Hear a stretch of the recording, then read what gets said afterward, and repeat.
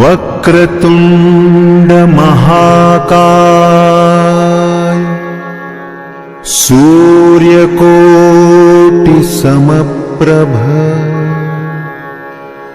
निर्विघ्नं कुरु मे देव सर्वकार्येषु सर्वदा।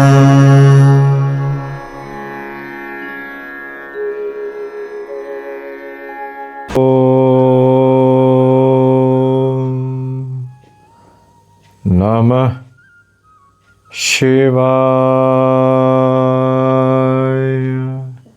नर्मदे हर। നമസ്കാരം സുഹൃത്തുക്കളെ, എൻ്റെ പേര് അരുൺ പ്രഭു. നിങ്ങൾക്കെല്ലാവർക്കും എൻ്റെ ഈ ചാനലിലേക്ക് സുസ്വാഗതം.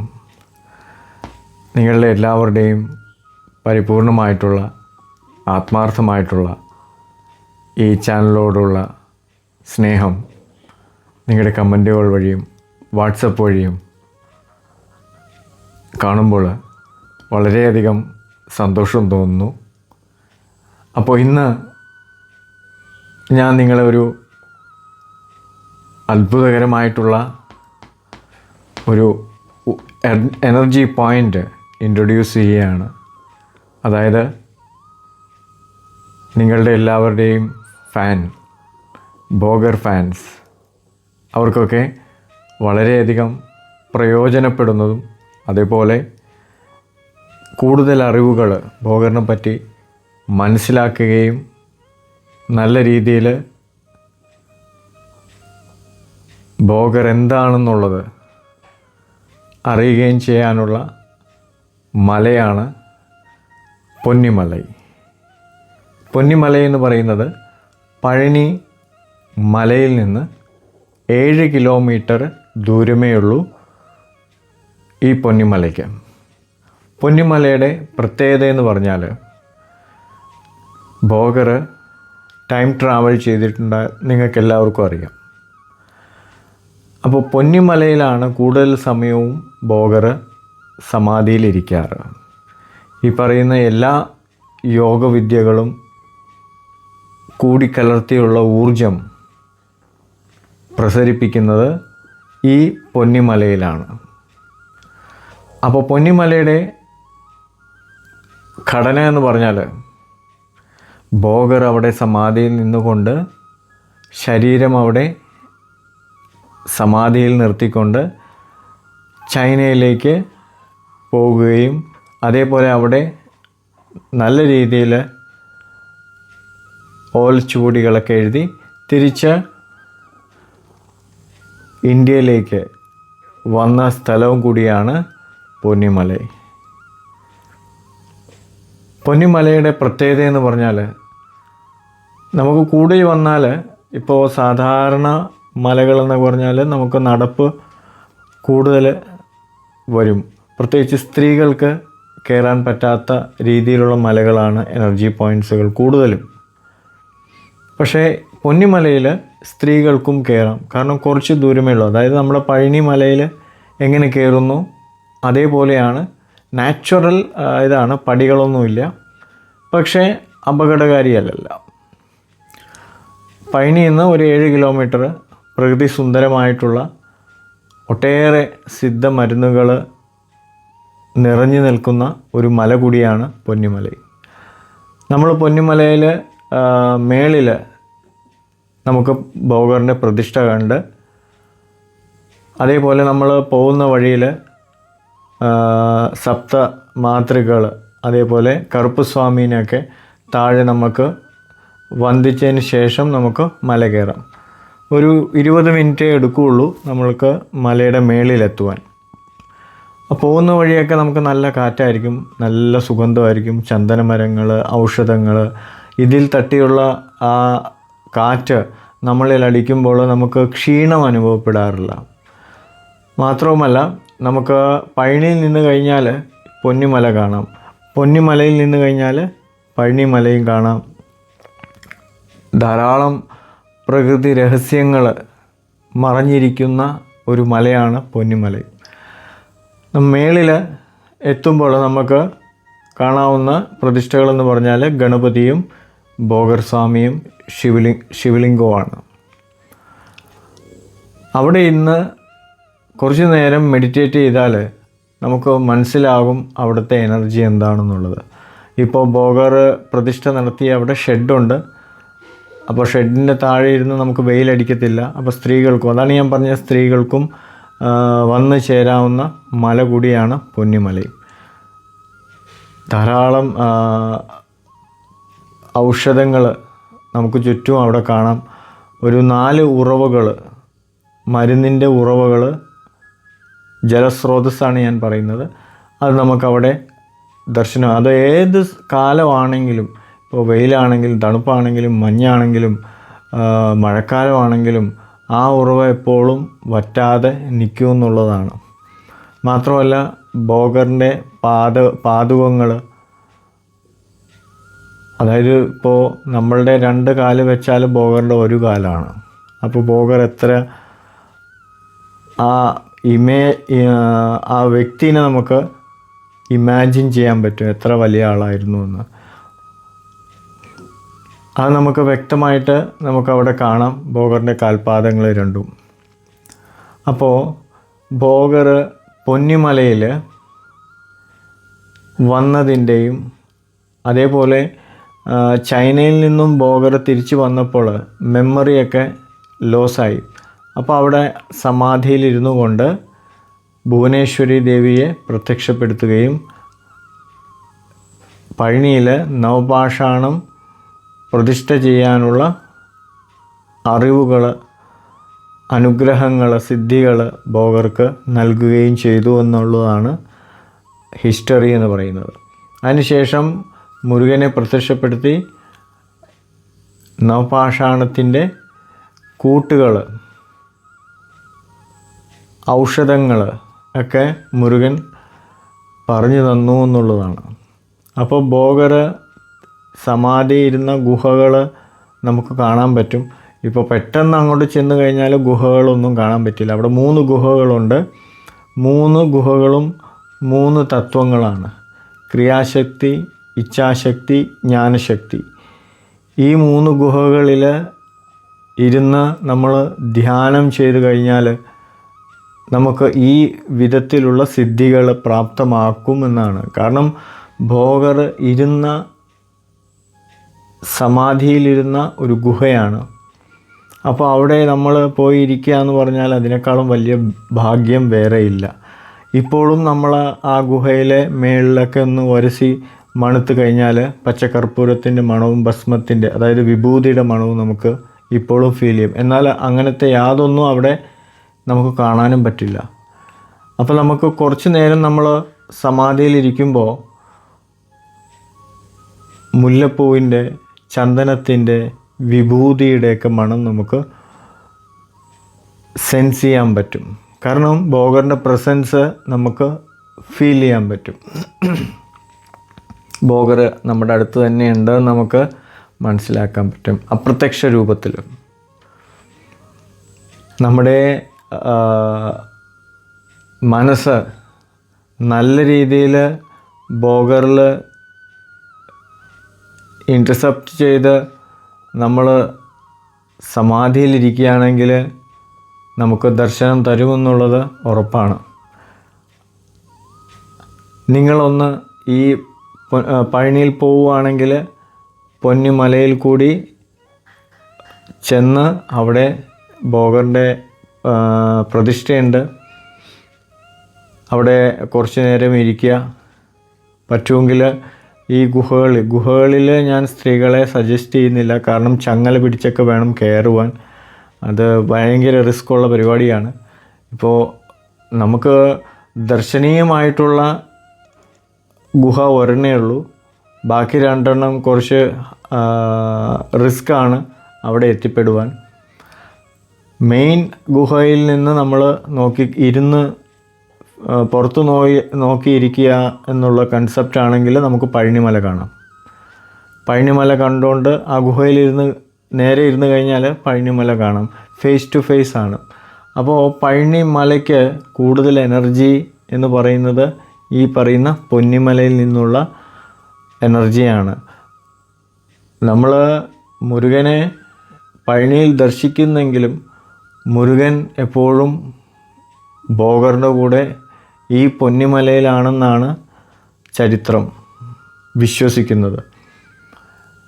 നമ്മൾ അവിടെ ചുറ്റിപ്പറ്റി നിന്ന് കഴിഞ്ഞാൽ ധാരാളം ഔഷധങ്ങൾ നമുക്ക് കിട്ടും. അവിടെ ആദ്യത്തെ ഉറവ എന്ന് പറഞ്ഞാൽ പച്ച പായൽ ഉള്ള ഒരു വലിയ ഒരു ഉറവയാണ്. അവിടെ ഒരു മരമുണ്ട്. ആ മരത്തിന് പല പ്രത്യേകതകളുണ്ട്. അതേത് മരമാണെന്ന് ഞാനിപ്പോൾ പറയുന്നില്ല. കാരണം പറഞ്ഞു കഴിഞ്ഞാൽ എല്ലാവരും ചെന്ന് അതെല്ലാം കമ്പൊക്കെ ഓടിച്ച് ആ മരം ഇല്ലാതാക്കും. ഒരു 4 ആൾ പൊക്കം ആണ് ആ മരം ഇപ്പോൾ ഉള്ളത്. പക്ഷെ നമ്മളെല്ലാവരും കൂടി അവിടെ ചെന്ന് കഴിഞ്ഞാൽ ആ മരം പിന്നെ അപ്രത്യക്ഷമാവും. പിന്നെ അതിനെപ്പറ്റിയൊന്നും പറയാനും പറ്റില്ല. കുറച്ച് സീക്രട്സ് നമുക്ക് പറയാം, പക്ഷേ ചിലത് മറച്ചു വെക്കണം. കാരണം പ്രകൃതിയെ നമ്മൾ സ്നേഹിക്കണം. അതുകൊണ്ട് നമ്മളത് ഹൈഡായിട്ട് വെച്ചിരിക്കുന്നു. പക്ഷേ നമ്മൾ അവിടെ കുറച്ച് നേരം നിന്ന് കഴിഞ്ഞാൽ മനസ്സിലാകും ആ മരത്തിൻ്റെ തേജസ് എത്രയാണെന്നുള്ളത്. ആ ഉറവയുടെ അടുത്ത് തന്നെയാണ് ഭോഗറിൻ്റെ ചരണപാദുകം ഉള്ളത്. അപ്പോൾ അതൊക്കെ കാണണമെങ്കിൽ നമുക്ക് ഒരു ഭാഗ്യം കൂടി വേണം. ലോകഗുരു എന്ന് വേണമെങ്കിൽ പറയാം. കാരണം എല്ലാത്തിലും പ്രാവീണ്യം നേടുകയും അത് സാധാരണക്കാരിൽ ദീക്ഷ കൊടുക്കുകയും ചെയ്ത ഒരു മഹത് സിദ്ധനാണ് ഭോഗർ. അതുകൊണ്ട് തന്നെയാണ് ഏറ്റവും കൂടുതൽ ഫാൻസ് ഭോഗർക്കാണ്. കാരണം ഈ പറയുന്ന മാർഷൽ ആർട്സ്, നമ്മുടെ കളരിപ്പയറ്റ്, അതേപോലെ കുംഫു, കരാട്ടെ, എൻജിൻ, ആവി എൻജിൻ, വിമാനങ്ങൾ, സിദ്ധ ഔഷധങ്ങൾ, മന്ത്രങ്ങൾ, ദുർമന്ത്രങ്ങൾ, ഇതെല്ലാം ഭോഗറാണ് സാധാരണ ജനങ്ങളിൽ എത്തിച്ചത്.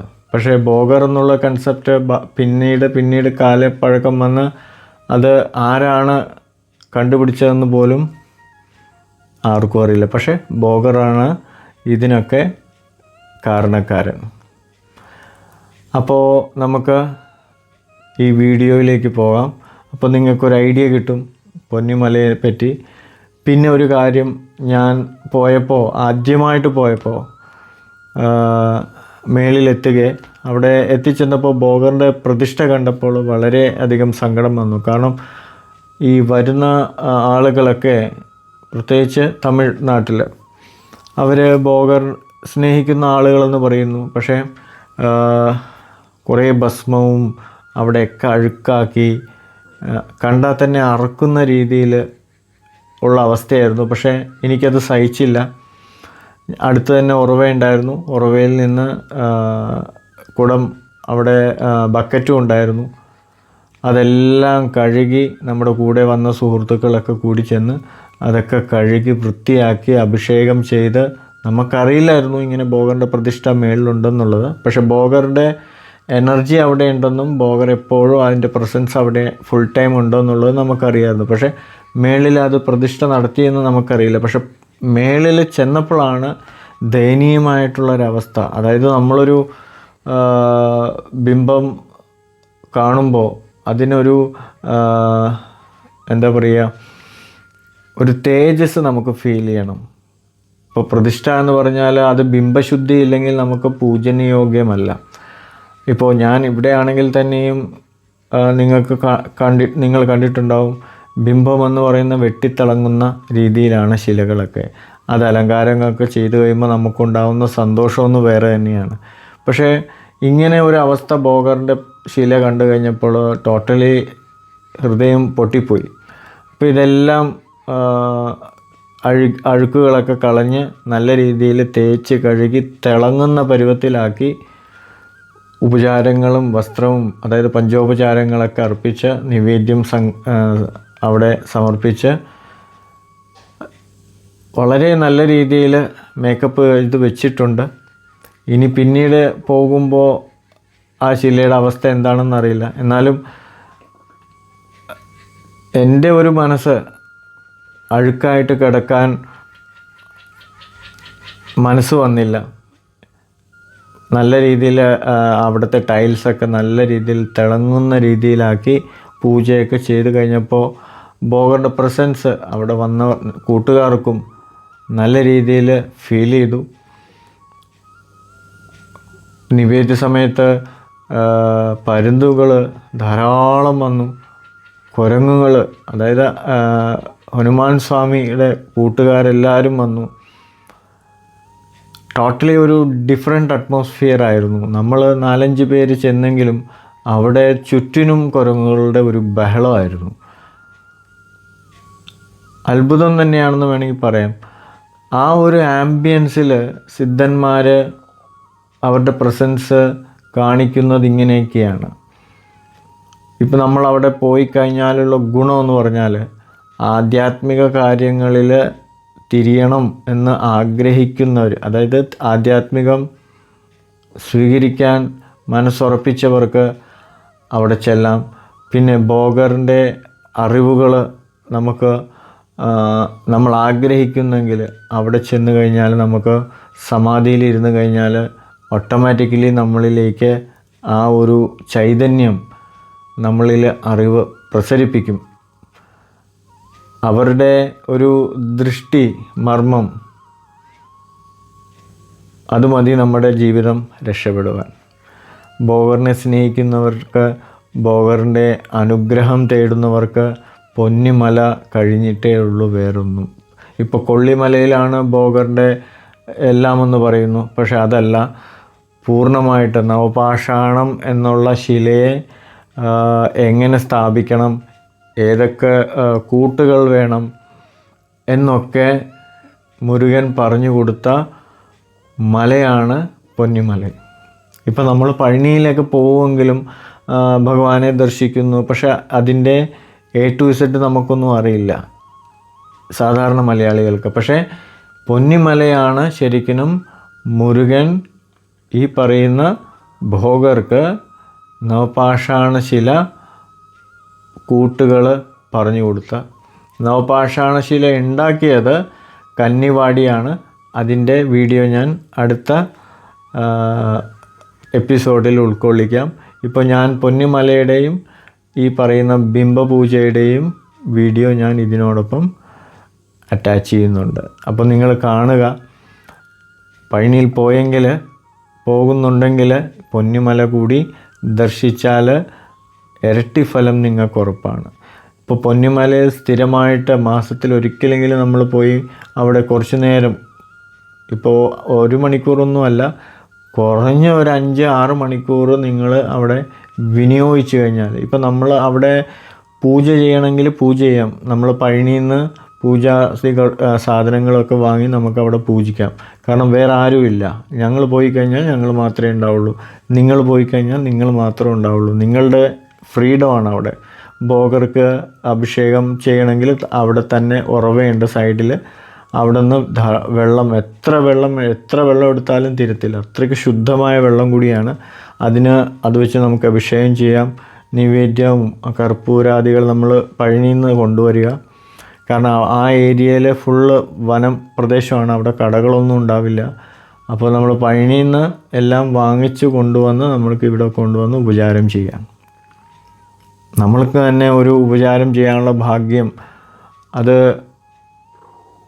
ഒരു റിസ്ട്രിക്ഷൻ ഇല്ലാതെ ഫുൾ സ്വാതന്ത്ര്യത്തോടെ നമുക്ക് പൂജ ചെയ്യാം. ആ ഒരു മനസ്സിൻ്റെ പൂജ ചെയ്ത് കഴിഞ്ഞാൽ നമുക്കുണ്ടാകുന്ന തൃപ്തി ഒന്ന് വേറെ തന്നെയാണ്, സന്തോഷം ഒന്ന് വേറെ തന്നെയാണ്.